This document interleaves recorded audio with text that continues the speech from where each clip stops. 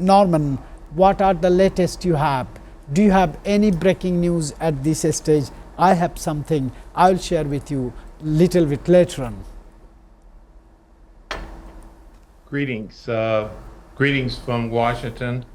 Today we start another day with another holdout in Congress. It appears that the Democrats and Republicans have not come to terms on how they want to proceed with the government. Uh, and the big issue today is the conversation, actually the comment by the president regarding Venezuela and the CIA. That is bringing up a lot of conversation about the legality of the attacks and the operations of the CIA, has stated.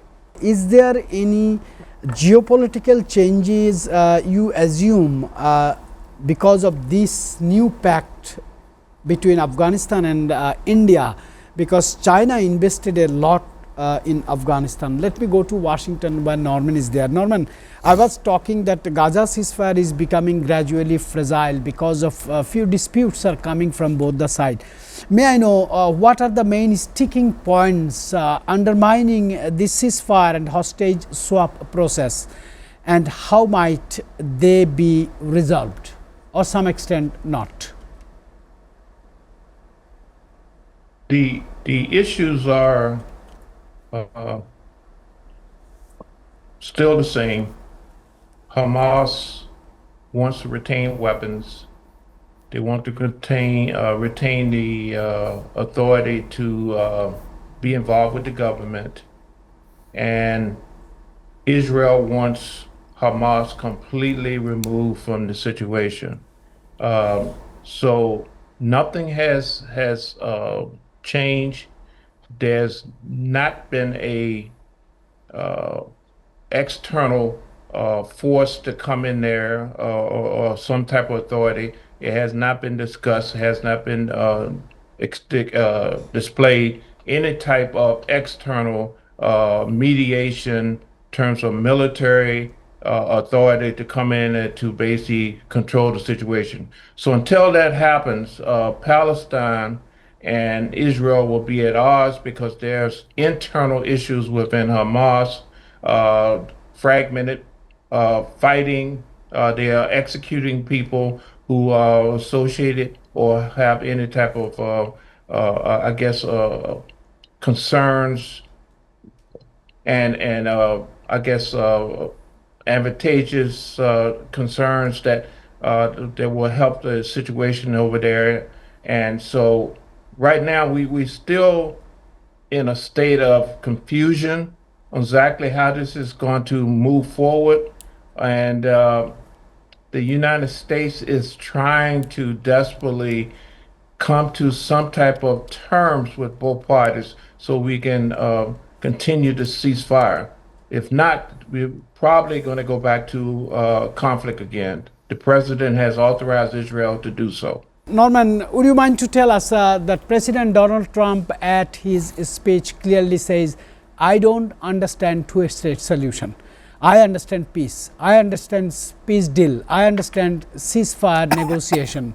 Why he is taking U-turn from a former deal took place under the leadership of former US president? Why he is not agreeing this two-state solution? What he wants?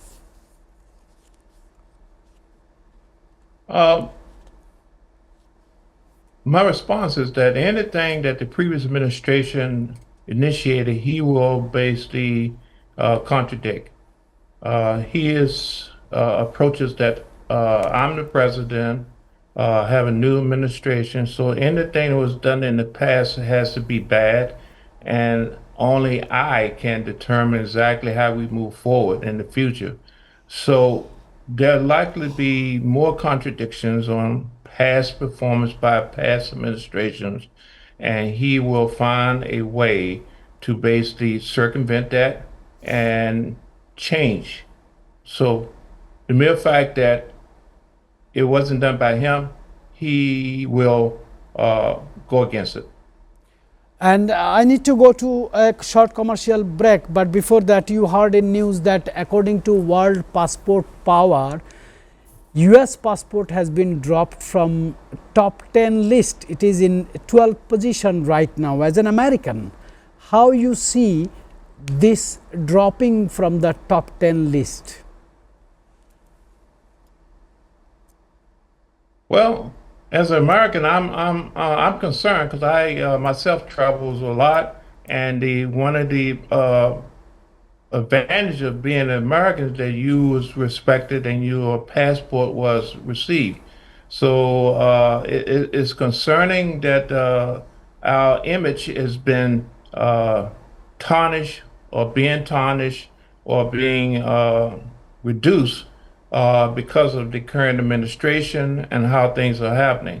So we have to watch, particularly as a traveler, how effect that has on our standing in the world, and hopefully we can regain the status we once held. Once United States invaded Afghanistan, and later when Barack Obama came in power, he withdrawn his troops from Afghanistan. Before that, it was Soviet. They invaded Afghanistan, they have gone. Now who is going to invade Russia, Afghanistan? Is this China is doing financial invasion with the cooperation of some other countries? What is your comment on that, and what would be the position of United States of American diplomacy in this particular area, Afghanistan, Pakistan and India? The current administration is heavily involved with Pakistan. Pakistan appears to be a strategic, particularly partner for the region, as it is close to China.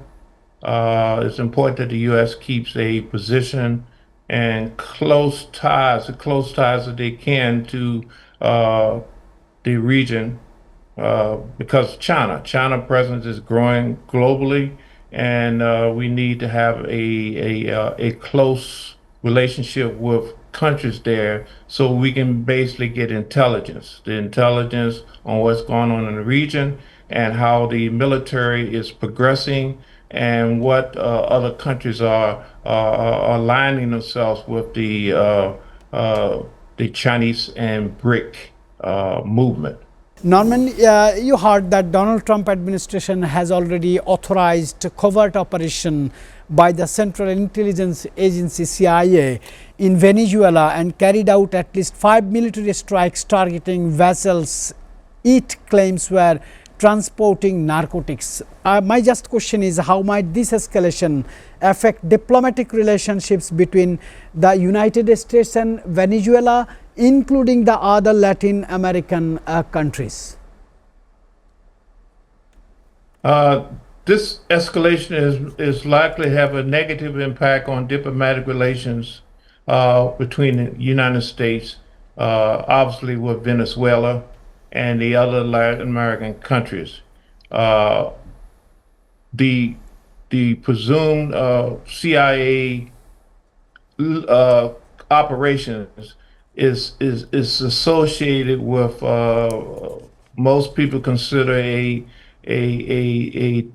escalated tension of aggression and the violation of sovereignty of the countries, and also the attempt to remove a regime. So the CIA operation has been going on, is intensifying, and we like to see some other ramifications from other Latin American countries. And the reputation again of the United States and South America is slowly deteriorating. All right. All right, Norman.